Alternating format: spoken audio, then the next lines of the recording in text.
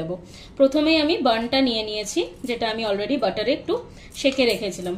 ফার্স্টে আমি এটার ওপর তন্দুরি মেয়োনিজ স্প্রেড করে দেবো।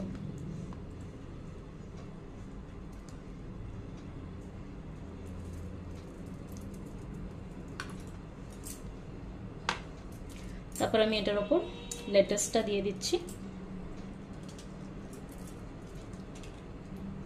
লেটাসটা দেওয়ার পর আমি একটা চিকেন প্যাটি দিয়ে দিচ্ছি। তারপরে রিং অনিয়ন্স গুলো দুটো দেব।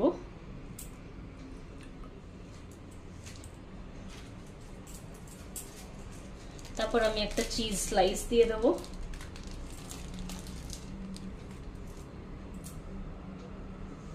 এটা দেওয়ার পর আমি একটা অমলেট দিচ্ছি, আর এই সাইডটাতেও আমি অল্প করে তন্দুরি মেয় লাগিয়ে নিচ্ছি।